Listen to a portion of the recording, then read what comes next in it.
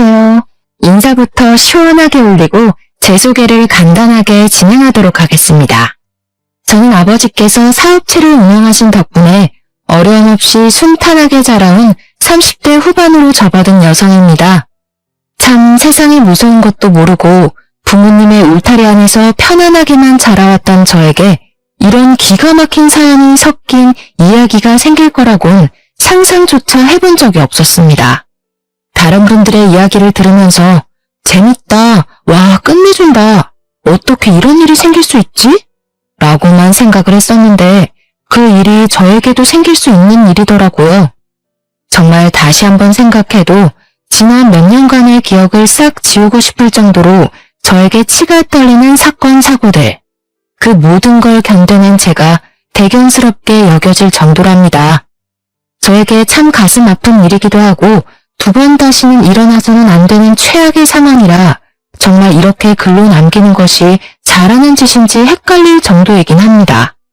하지만 가슴속에 응어리를 내버려 두면 큰 병이 된다는 소리를 듣고 저도 응어리를 던져버리고 새 출발을 하면 좋겠다는 마음이 들어 이곳을 찾아오게 되었습니다.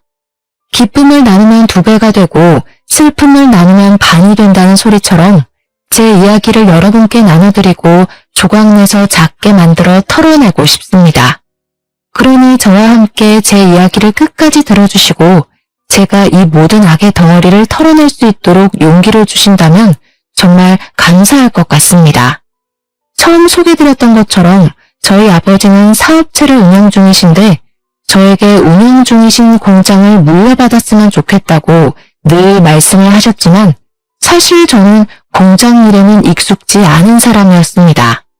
제가 일을 하고 있는 회사가 공장들과 밀접한 관계가 있긴 했는데 저희 아버지는 제가 혹시라도 부설수에 휘말리게 될까봐 저희 회사와는 거래를 하지 않고 계셨습니다. 근데 우리 회사 입장에서는 아버지의 공장이 큰 공장이다 보니까 거래를 트고 싶어 안달이 나 있는 상태였고요. 그러던 어느 날 회식 자리가 끝나고 집에 가기 위해 인사를 나누고 있는데 저희 아버지 공장 사람들도 근처에서 회식이 있었나 보더라고요. 그래서 제가 먼저 공장 이사님께 아닌 척하는 거 비밀이라고 제가 아버지 딸인 거 알게 되면 회사에서 얼마나 귀찮게 할지 상상조차 되지 않는다 이야기를 하고 뒤를 딱 돌았습니다. 근데 저희 회사 팀장님이 제 뒤에 떡하니 서서 입을 벌린 채 저를 보고 계시는 게 아니겠습니까? 순간 등줄기에서 식은땀이 주룩 흐르더라고요. 저에게 지수씨 땡땡 공장 사장님 딸이야? 하고 물어보는데 팀장님께 제발 비밀로 해달라고 간곡하게 사정사정을 했습니다. 다음 날이 되어서 소문이 퍼다하게 나면 어떡하지 하고 끙끙 앓았는데 다행히 며칠의 시간이 흘렀음에도 아무런 문제가 없었고 저는 팀장님을 신뢰하게 되었습니다. 그러던 어느 날 팀장님께서 저를 호출하셨고 올 게 왔나 하고 고민을 했었는데 팀장님이 저에게 작은 꽃다발을 하나 주시는 게 아니겠습니까? 그동안 저에게 관심이 있었는데 제가 땡땡 공장 딸이라는 걸 알고 거리감이 느껴져 포기를 하려고 했다가 마음 정리가 안 돼서 고백을 하신다는 겁니다. 팀장님의 진솔한 고백에 저는 슬쩍 넘어가게 되었고 서로 조금씩 알아가는 시간을 가지자며 데이트를 하게 되었습니다. 그렇게 한 번, 두 번, 세 번 만나다 보니 연인이 되었고 그 인연이 쭉 이어져 저희는 부부가 되었습니다. 짧다고 생각하면 짧을 수 있는 1년이라는 기간 동안 만났지만 이 사람과 부부가 된다는 것에 대한 후회는 전혀 없었습니다. 시댁에 인사를 드리러 갔을 때 시부모가 저를 쌍수를 들고 환영을 해주시는데 솔직히 몸둘 바를 모르겠을 정도로 우리 복덩이 하면서 저를 챙겨주셨습니다. 사실 제가 살짝 낯을 가리는 성격의 소유자였는데 시모가 저에게 복덩이 하니까 기분이 좋기는 했습니다. 하지만 뭔가 너무 오버를 하는 것 같아서 부담스러웠어요. 밥을 먹을 때도 뭘 먹나 계속 옆에서 지켜보고 옷을 쭉 훑어보시면서 이건 어디 브랜드냐, 어디서 샀냐, 백화점에서 샀냐, 얼마 주고 샀냐. 부담감을 넘어서서 진짜 그 자리에서 사라질 수 있다면 사라지고 싶다는 생각이 들 정도였습니다. 시모가 너무 적극적이라 어떻게 대해야 할지 모르겠더라고요. 시댁과의 식사 자리가 끝나고 남편이 조용히 저에게 물어보더라고요. 혹시 자기네 집이 좀 부담스러웠냐고요. 제가 너무 어색해 보였대요.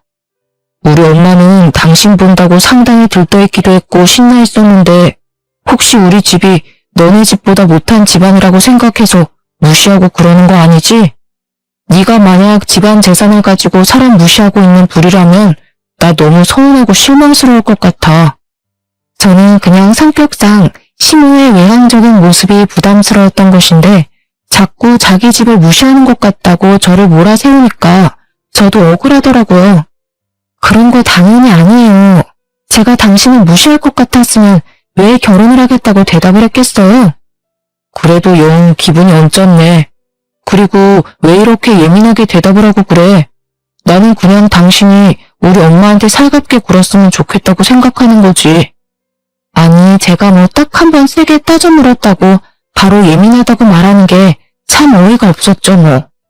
시모의 외향적인 성격 말고도 시댁에는 또 하나의 문제가 있었는데 남편에게 여동생이 하나 있었는데 할 줄 아는 것이 하나 없는 백수였습니다. 그런데 여동생에게 오래 만난 남자친구가 있었더라고요. 빨리 결혼하고 싶다고 노래를 부르고 있었는데 시댁에서는 경사에도 순서가 있다고 시모의 결혼을 미뤘던 것이었습니다. 그날 시댁에서 인사를 드리고 나오는데 시모가 저를 따라 나오더니 제 손을 꼭 잡고 이런 소리를 하더라고요. 언니 덕분에 저도 8년 만난 남자친구랑 결혼할 수 있게 됐어요. 정말 고마워요. 제가 앞으로 우리 엄마가 시집을 타려고 하면 다 막아줄게요. 진짜 잘 지내보고 싶어요, 언니. 저만 믿고 따라오세요. 아셨죠? 그러면서 뭐 자기는 요즘 시대의 여성이니까 시무짓도 안 할 거고 언니랑 친하게 지낼 거라고 말을 하는데 저는 솔직히 그런 신호도 조금 부담스러웠습니다. 아무튼 뭐 그 이후에 남편이랑 저랑 결혼 준비에 돌입을 하게 되었는데 양가가 처음 만나는 상견례 자리에서 시부가 그런 소리를 하더라고요. 사돈어른이 사업을 하시니까 손님도 대부분 사돈어른 손님이 아닐까 싶은데 저희는 뭐 사회생활을 한 게 아주 오래전 일이라 올 손님이 별로 없습니다. 하객수 차이도 많이 날 것 같은데 결혼식 비용을 반반 지불한다는 것이 조금 부당하다는 생각이 듭니다만 저는 그 이야기를 듣고 헛기침을 속으로 삼켜야 했습니다. 아니 올 손님 없다는 게 자랑도 아니지만 그걸 대놓고 말을 하는 것도 좀 어이가 없었거든요. 제가 겉으로 티를 내지는 못하니 저희 부모님의 안색을 조금 살폈는데 아버지께서도 한심하다는 듯한 표정을 순간 지으셨습니다. 물론 사업을 하시는 분이니 표정을 빠르게 갈무리하긴 했지만 뒤이어 나오는 시부의 말에 아버지께서 얼마나 황당한 기분을 느끼셨는지 알 수가 있었습니다. 결혼식 비용을 지불하고 싶지 않다는 듯 말을 하는 시부에게 살짝 비아냥이 섞인 말투로 대꾸를 하셨거든요. 그럼 사돈댁 측에서 참석하실 손님분들은 친척들을 포함한 가족밖에 없다는 말씀이신가요? 예. 저희가 사회생활을 진작에 그만둬서 그러니 결혼식 비용 정도는 사돈어른이 통 크게 내시는 게 어떻겠습니까? 사실 저희 아버지께서 공장 사업을 꽤 크게 하시고 거래처도 많으시니까 아버지 측 손님분들이 많긴 많았거든요. 시댁에서는 기대감이 가득 찬 얼굴로 아버지의 입만 바라보고 있고 하니 어이가 없으셨겠지만 좋은 게 좋은 거다 하시며 넘어가려고 했습니다. 아버지께서는 시댁의 입장을 잘 알겠다고 식장 비용은 우리 측에서 다 지불할 테니 애들을 위해서 신혼여행비는 시댁에서 내주셨으면 좋겠다고 딜을 하셨습니다. 아버지께서도 적선만 할 수는 없으니까 하나를 주고 하나를 가져오겠다 생각을 하신 거겠죠. 그런데 진짜 어이가 없게 그 자리에서 갑자기 시모가 이러는 게 아니겠습니까? 요즘 신혼여행지로 뜨고 있는 게 제주도라고 하던데 유럽인이 미국인이 다녀온 애들이 그러는데 비행기 오래 타서 힘들기만 한다더라. 순간 제주도라는 말이 나오자 제가 다 벙찌게 되었죠. 제주도 신혼여행지는 저희 부모님 세대에 다니던 곳 아니었나요? 제가 당황해서 물만 벌컥벌컥 마시니 저희 부모님도 작게 한숨을 쉬셨지만 시댁은 눈치가 없는지 자기들끼리 하하호호 웃으면서 다른 이야기로 넘어가더라고요. 그날 상견례 자리가 끝나고 집으로 돌아오는데 아버지께서 저에게 살짝 시댁이 거지 근성이 있는 것 같다고 돈돈거릴지도 모르니까 조심하라고 신신당부를 하셨습니다. 그래도 제 남편은 됨됨이가 된 사람 같고 자기 일을 열심히 하는 것 같으니 마음에는 들지만 시댁이 걱정이라고 하시면서 저를 안쓰럽게 보시더라고요. 결혼 전부터 너무 걱정거리를 만들어드리는 게 아닌가 싶어서 걱정하지 마시라고 앞으로 잘 헤쳐나가겠다고 약속을 드리며 결혼을 하게 되었습니다. 그런데 헤쳐나가기는 개뿔. 우리 남편이 결혼을 하자마자 언제 그렇게 세심하고 자상한 사람이었던 적이 있었냐는 듯 돌변을 하기 시작했습니다. 그도 그럴 게 결혼식장에 우리 회사 사람들이 축하해주러 죄다 찾아오지 않았겠습니까? 저희 아버지가 혼주석에 앉아있는 걸 보고 다들 놀란 거죠. 신부 측 혼주석에 왜 땡땡 공장 사장님이 앉아있는 거냐고, 지수씨가 설마 땡땡 공장 집 딸이냐고 난리가 난 것입니다. 저한테 대놓고 거래를 트게 해달라고 청탁을 하기 눈치가 보인 건지 회사 윗분들이 팀장인 남편에게 거래를 터오라고 계속 지시를 해오고 있었던 것입니다. 저희 아버지는 공장 운영을 하면서 구설수 나오는 걸 가장 싫어하셨기 때문에 일부러 저와 연관된 회사와 거래를 트지 않고 있었던 건데, 그걸 알면서도 우리 남편은 눈치 없이 윗선에다가 자기만 믿으라고 알랑방귀를 잔뜩 끼고 있었던 것입니다. 장인사랑 사위사랑 아니겠냐고 자기만 믿으라고 큰 소리를 떵떵 치고는 오로지 머릿속에 승진만 생각하고 있었던 것입니다.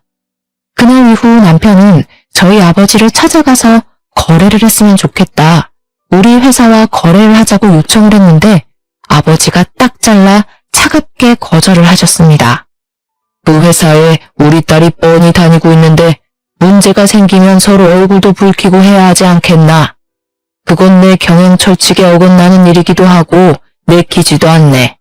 절대 자네 회사와는 거래를 할 수 없어. 아버지께서 아무리 말을 해도 철옹성처럼 철벽을 치고 받아주지 않으니 남편의 발등에 불똥이 떨어진 것은 물론이고 윗선에서도 수시로 남편을 불러다가 압박을 하기 시작했습니다. 압박이 지속되니까 남편도 당연히 스트레스를 받았겠죠. 그럴 때마다 저를 찾아와서 아버지를 설득해달라고 윽박을 질러대는데 조금 무섭기까지 했습니다. 결혼한 지 몇 년이 지난 것도 아니고 고작 한 달이 지났을 뿐인데 이게 뭐하는 짓이냐고 저도 도리어 남편에게 따져 물었습니다. 당신이 지금 우리 아버지를 등에 업고 허세를 부린다고는 생각해 본 적 없어? 장인어른한테 그런 부탁을 한다는 게 맞는 말이야? 내가 승진을 할 수 있는 절호의 기회인데 어떻게 가족들이라는 사람들이 나를 도와줄 생각은 전혀 하지 않는 거야? 내가 다 아쉽다. 당신이 당신 마음대로 할 수 있다고 윗선에 저질러 놓고 그걸 왜 나랑 우리 아빠 탓을 하는데? 당신이 말 실수했다는 생각은 안 해봤어? 남편과 저는 쓸데없는 일로 자주 다투기 시작했고 윗선에서는 남편을 아무것도 하지 못하는 반푼이 취급을 하기 시작했습니다. 호언장담을 하더니 아무것도 해내지 못한 남편에게 대놓고 실망을 했다고 말하는 윗선의 압박과 눈치를 남편은 제대로 견디지 못하기 시작했습니다. 실패자가 된 기분에 휩싸이게 되었다면서 회사에서 일을 처리하다가 잦은 실수를 하게 되었고 저는 그런 남편을 애써 위로해 주었지만 남편은 오히려 그 모든 걸 제 탓을 하더라고요. 저에게 너무너무 서운하다고 하면서 제가 제대로 말 한마디 해줬으면 의기양양하게 회사를 다닐 수 있었을 거라고 말입니다. 결국 남편은 이것도 저것도 아닌 채로 지내다가 등살에 이기지 못하고 사직서를 제출해야겠다면서 저에게 일을 그만두고 싶다고 말을 했습니다. 저는 아무 소리도 하지 않고 그런 남편의 말을 무시했는데 남편은 뒤이어 아주 경악할 만한 이야기를 하더라고요. 나도 갑질을 좀 하고 싶은데 장인어른 회사에 취직해서 갑질 좀 하면 안 되나? 그게 무슨 말도 안 되는 소리야? 다른 이유도 아니고 갑질을 하고 싶어서 우리 아빠 회사에 취직을 하겠다는 거야? 남편의 생각은 정말 초등학생보다 못했습니다. 우리 회사에서 거래를 하고 싶으니까 자꾸 저희 아버지 공장에 찾아와서 선물을 돌리고 사발사발을 하곤 했었거든요. 자기가 우리 회사보다 위에 있는 사람이 되어서 윗선의 코를 콱 눌러주고 싶다는 이유로 아버지의 공장에서 일을 하고 싶다는 것이었습니다. 그 선물들도 자기가 다 챙길 수 있는 거 아니냐면서 진짜 딱 한 번만 그런 삶을 살아보고 싶다고 은근하게 저에게 부탁을 해오더라고요. 당연히 저는 한 귀로 듣고 한 귀로 흘리면서 남편의 말을 들어주지 않았습니다. 하지만 남편은 포기하지 않고 끈질기게 저에게 따라붙으면서 이야기를 해왔습니다. 내가 장인어른 공장에 들어가면 장인어른도 얼마나 든든하고 좋겠어? 사위가 공장도 물려받고 하면 가족 승계도 되고 좋잖아. 그러더니 저희 아버지를 찾아가서 나름의 설득을 했더라고요. 제가 공장 경영에 전혀 관심이 없으니 자기가 하겠다고 말입니다. 당연히 저희 아버지께서는 그런 남편에게 지금 다니는 회사나 잘 다니라고 거절을 하셨는데 시모가 이 이야기를 남편을 통해서 전해 들었나 보더라고요. 글쎄 이 망할 시모가 진짜 예의를 밥 말아먹은 건지 몰상식한 건지 저희 아버지께 전화를 걸어서 아들 편을 들었던 것입니다. 사돈어른, 우리 아들이 능력도 좋고 회사에서 팀장직까지 달고 있는 사람인데 공장 경영은 얼마나 더 잘하겠어요. 지금 회사에서 이 거래를 빌미로 우리 아들이 승진하는 걸 막으려고 우매하는 거예요. 워낙 능력이 출중하니까 윗선도 겁이 났겠죠. 우리 아들 데려가겠다는 회사도 한둘이 아닌데 봉잡았다 생각하시고 우리 아들 공장 일 좀 시키셔요. 공장에 취직 안 시켜주면 사돈어른이 손해를 보시는 거라니까. 제 말 한번 믿어보세요. 무슨 약 파는 약장수도 아니고 제가 그 이야기를 아버지께 전해 듣고 얼굴까지 새빨갛게 달아올라서 어쩔 줄 몰라 쥐구멍에 숨고 싶었습니다. 결국 남편은 저에게 일방적인 통보를 남기고 회사를 그만두게 되었습니다. 저는 정말 화가 나서 남편에게 일방적으로 사직서를 내고 통보를 하는 법이 어디 있냐고 따져 물었지만 오히려 남편은 피해자인 척 하더라고요. 본인이 힘들어서 그만두었는데 위로를 해주지는 못할 망정 화만 낸다고 이게 부부냐고 따져 묻는데 도무지 논리가 하나도 없는 징징거리는 말이라 대꾸하기가 싫었습니다. 그 뒤로 남편은 아버지께 3개월이라는 시간을 내내 조른 덕분에 아버지께서 결국 두 손 두 발을 들고 공장에 와서 일을 배워보라고 허락을 해주셨습니다. 남편이 정말 정신나간 놈인 게 첫 출근을 하자마자 사장실에 당당하게 들어가서는 자기 자리가 어디냐고 물어봤다는 겁니다. 아버지께서 너무 황당하고 어이가 없어서 공장에서 일을 하려면 밑바닥부터 일을 해서 실무를 배워야 할 것 아니냐고 남이 떠먹여주길 기다리지 말라고 하셨다고 합니다. 요즘 누가 밑바닥부터 일을 합니까? 실무자가 따로 있는데 바로바로 경영인계 수업 받는 거 아니에요? 제 자리 하나 마련해 주세요. 그런 마음으로 시작할 거면 애초에 시작하지 않은 게 좋겠구먼. 당장 나가주게. 에이 장인어른 너무 삭막하게 그러지 마세요. 농담한 겁니다. 농담. 그래서 저 어디 가서 일하면 될까요?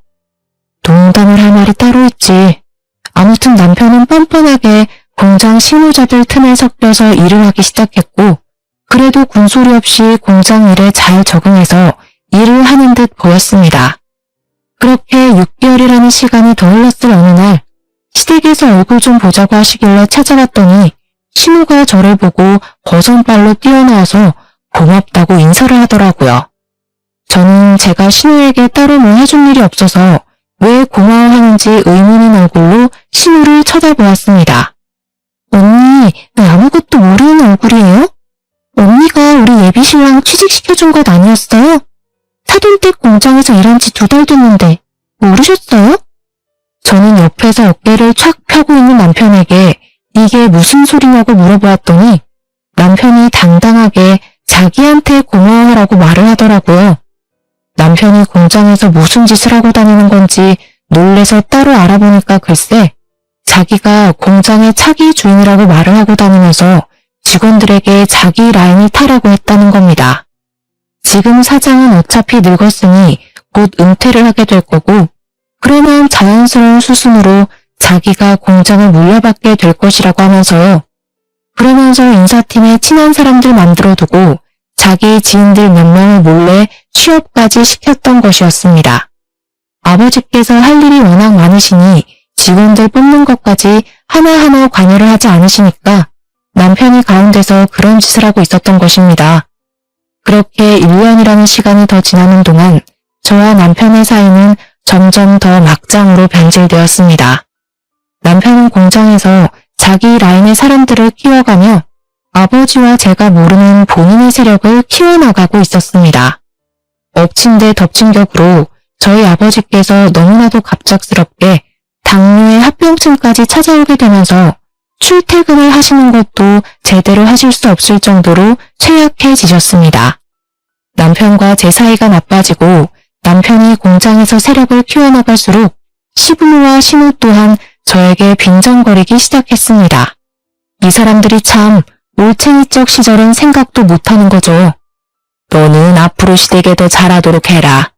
우리 아들이 너네 아버지 뒤를 이을 건데 너도 이제 회사 그만두고 내조를 하는 게 어떻겠니? 저도 지금 제일 잘하고 있는 중이에요. 다음 달에 승진을 할 것 같기도 하고요. 승진을 하면 뭐하니? 우리 아들이 곧 공장장이 될 건데. 그러면 넌 그냥 옆에서 예쁜 인형처럼 조신하게 굴기만 해도 돈이 굴러 들어올 것 아니야. 어머님, 그게 무슨 말씀이세요? 저도 저 나름대로의 직업의식을 가지고 일을 하고 있다고요. 그래봐야 푼돈이면서. 너 얼마 전에 우리 딸 결혼 선물로 고작 화장품 몇 개 사줬다며? 우리 사위가 공장에서 일을 하고 있으니까 선물로 전모자리 하나 주라고 해라. 사돈 어른 돌아가시고 나면 어차피 물갈이도 싹 될 텐데 가족끼리 한 자리씩 차지하면 서로 좋지 않겠니? 전모자리는 연봉이 억 단위겠지?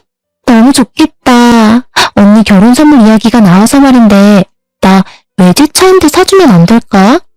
그래, 그 정도 통 크게 굴어야지.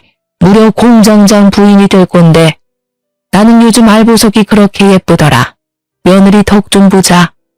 시댁 식구들은 마치 저에게 돈이라도 맡겨놓은 사람처럼 돈돈거리며 제가 뭐 하나라도 더 해주기를 기다리고 있었습니다. 저는 시댁의 그런 뻔뻔한 모습에 치가 떨리게 되었고 변해버린 남편까지 적응이 되지 않아서 하루하루 피가 마르는 일상을 살고 있었습니다. 아버지의 병환이 점점 깊어지자 시댁은 벌써 공장이 자기들 것이라도 된 듯 당당하게 굴었고 저희 어머니께도 막말을 퍼붓고는 했습니다. 안사돈, 앞으로 공장이 저희 집안으로 넘어오게 되면 저희가 매달 섭섭지 않게 용돈은 좀 챙겨드릴게요. 그래도 한 달에 50만 원 정도 드리면 생활하시는데 큰 불편함은 없지 않을까요? 딸한테 얹혀 살 순 없으니 일은 하셔야겠네. 저는 그런 시댁에게 무척이나 화가 났고 어떻게든 시댁에 복수를 하고 싶다는 마음이 스멀스멀 피어올랐습니다. 그러던 와중에 저희 아버지께 또 다른 합병증이 찾아왔고 폐가 점점 굳어가는 병에 걸리시게 되었습니다. 병의 진행이 너무나도 빨라서 손 쓸 방법이 없었습니다. 6개월 만에 폐의 기능을 잃어버리셨고 자가 호흡이 되지 않아 결국 병원 신세를 지다가 돌아가시게 되었습니다. 정례를 치르는 내내 이 현실이 믿어지지 않아서 엉엉 울었는데 우리 남편은 공장 사람들이 조문을 온 것을 보고 어깨를 쫙 펴고 그 와중에 허세를 부리더라고요. 앞으로는 저를 사장이라고 불러주시면 되겠네요.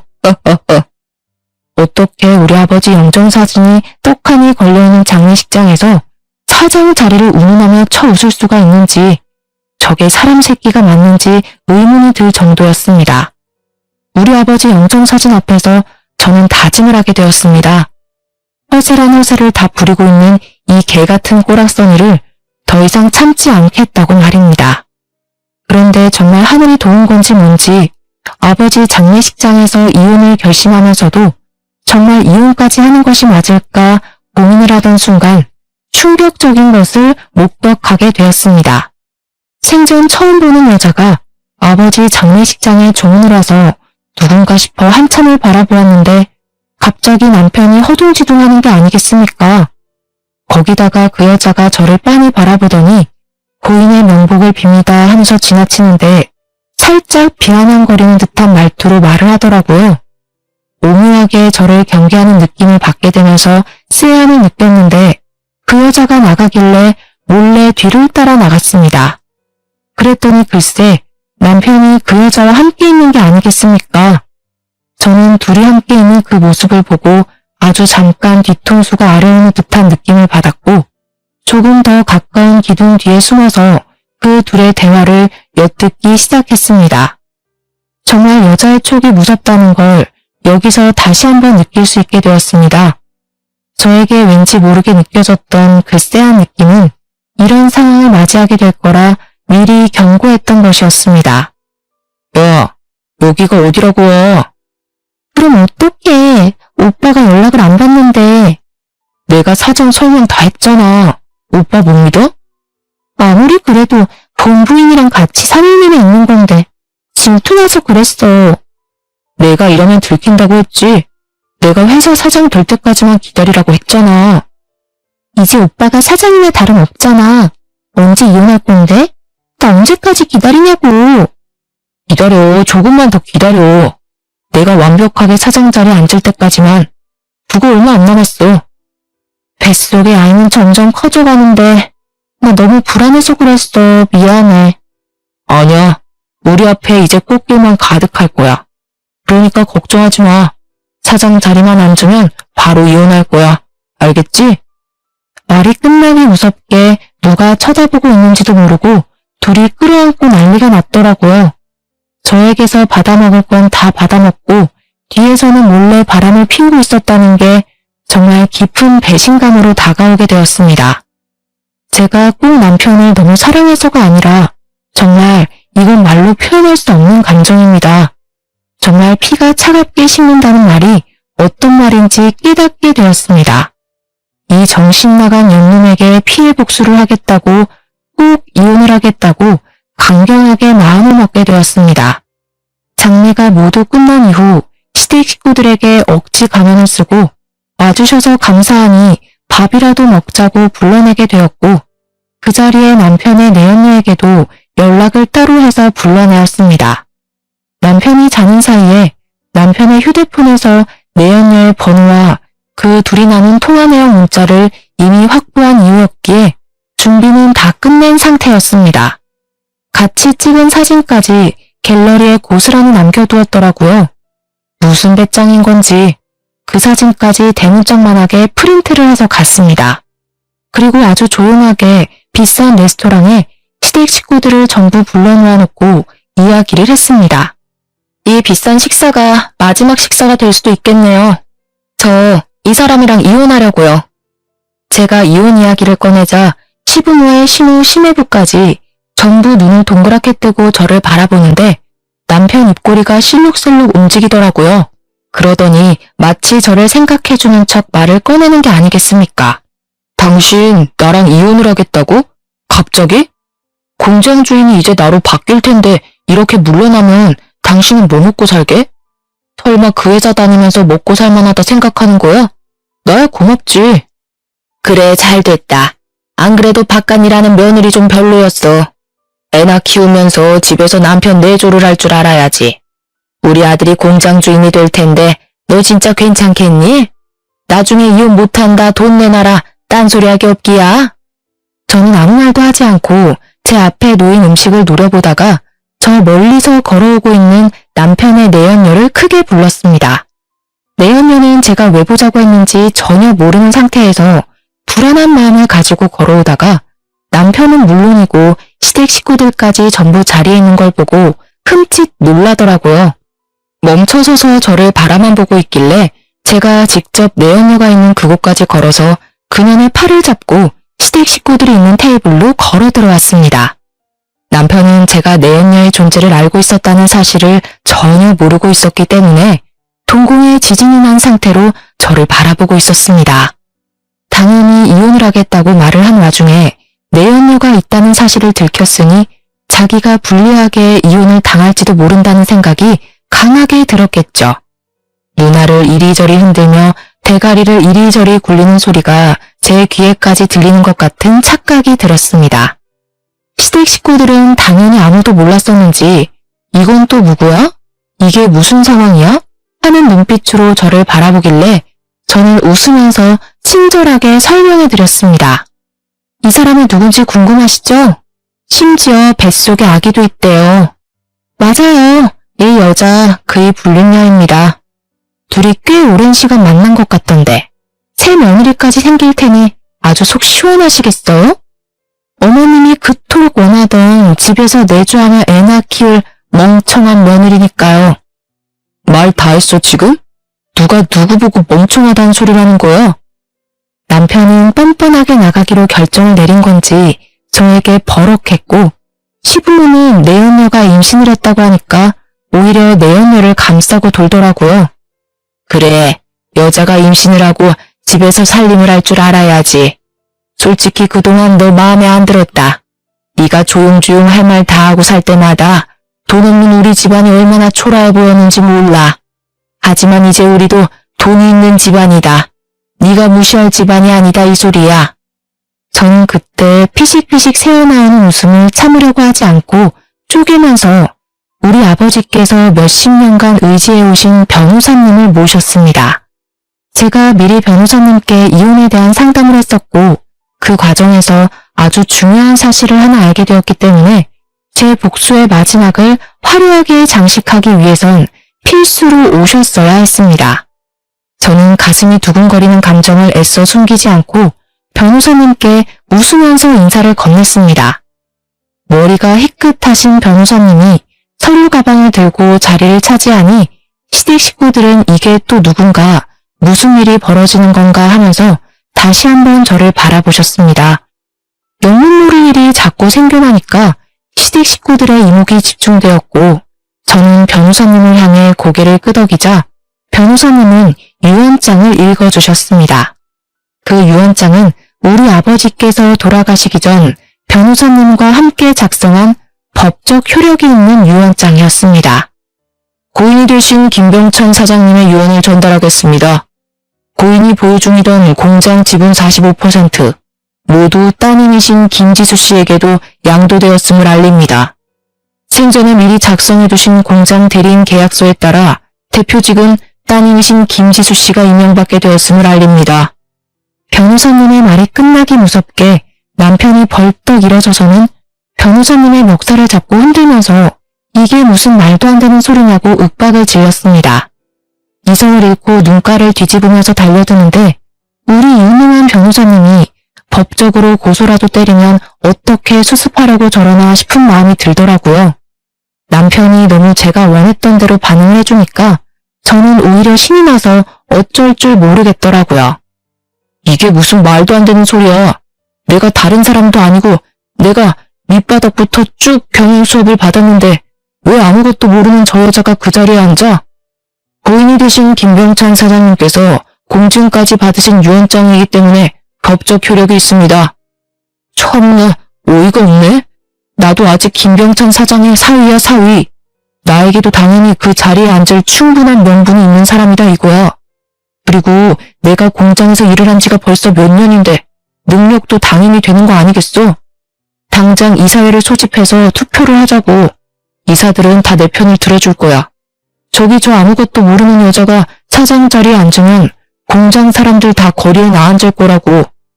저는 변호사님의 멱살을 잡고 뒤흔들며 소리치는 남편의 손을 정말 있는 힘껏 때렸습니다.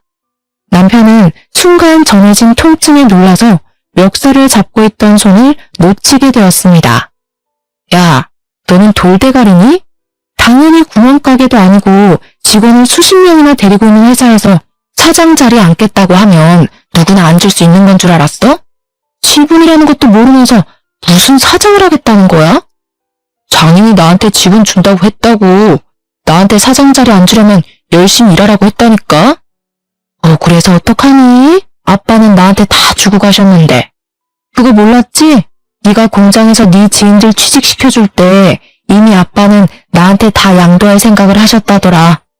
그러니까 너는 한마디로 그동안 헛짓거리 했다는 거야. 그 와중에 돈 있는 척 허세 떨면서 불륜까지 저질렀으니 이혼 소송에서도 나한테 유리하겠네? 숨길 생각도 없었던 것 같더라. 휴대폰에 떡하니 같이 찍은 사진을 해둔 거 보면 말이야. 너네 둘이 재혼을 하든 말든 그건 나랑 상관없는데 사장 자리 앉는 건 말이 안 되지. 우리 아빠가 평생 일군 직장인데. 신우는 쏟아지는 정보들에 사태 파악이 제대로 되지 않은 것인지 저를 향해 물었습니다. 아니 그럼 우리 아들은 사장 자리 못 앉는단 말이냐? 왜? 우리 아들이 공장에서 오래 일을 했는데. 아줌마 우리 공장에 지분 있어요? 투자금은?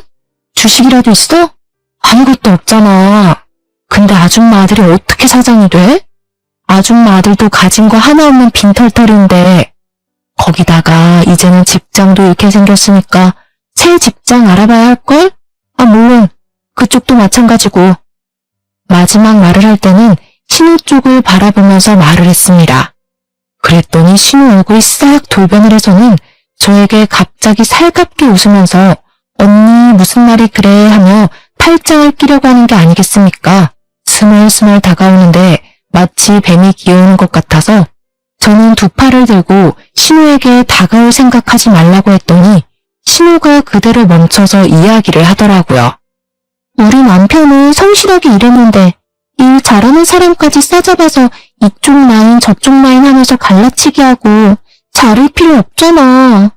손에 번쩍이는 다이아 반지에 명품백까지 들고 와서 저에게 벌벌 기어대니 우습더라고요. 저희 변호사님은 아직 할 말이 끝나지 않았다면서 다시 옥매무새를 정리하고 말씀을 이어나가셨습니다. 이어서 김지수 씨 소송 대리인으로서 이야기하겠습니다. 불륜으로 인한 유책 배우자가 되셨기 때문에 이혼 소송 진행 시 위자료와 재산 분할 신청이 들어갈 겁니다. 더불어 내연녀분께서도 상간녀 소송이 진행될 예정입니다.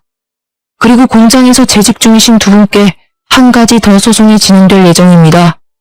김지수 씨의 남편분인 이철영님과 신우부 되시는 장성희님께 횡령 및 배임 소송이 진행될 예정입니다. 작년부터 시작해서 거래처분들께 뒷돈을 받고 회사 공금을 몰래 횡령하여 사치를 부린 정황, 법인카드를 마음대로 사용하신 정황이 모두 포착되었습니다. 이 부분은 회사 차원에서 소송이 들어갈 예정이니 참고하시기 바랍니다. 그러자 시댁 식구들의 얼굴이 정말 눈에 띄게 사색이 되더니 부들부들 떨기 시작했습니다. 제가 그동안 공장에 관심이 없어서 전혀 몰랐는데 이 인간들이 횡령을 한두 푼한 것이 아니더라고요. 아버지께서는 돌아가시기 직전까지도 그 증거를 차곡차곡 모아두셨습니다. 혹시라도 제가 정말 바보 같게 남편에게 공장장의 자리를 넘길까봐 걱정이 되어서 저를 위해 끝까지 준비를 해주셨던 것이었습니다. 물론 한 번에 제가 터뜨려야 혹시라도 공장을 물려받을 상황이 있어서 남편 쪽 라인을 탄 사람들의 자본이 나오지 않게 하기 위한 준비이기도 했었습니다. 남편 쪽 라인을 탄 사람들은 당연히 저를 마음에 들어 하지 않아 하고 몰아내려고 할 것이 분명했으니까요.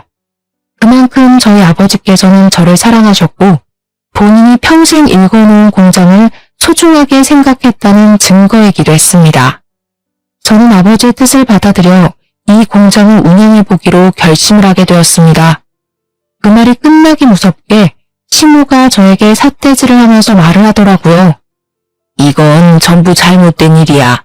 어떻게 가족끼리 이런 무서운 짓을 꾸미고 그럴 수 있니? 소름 돋는다 정말. 아니 가족은 무슨 개뿔 가족이야. 저기 저 불륜 저지른 년 데리고 사시겠다면서요. 내조할 여자라고 완벽하다며 나한테 왜 가족 타령이세요.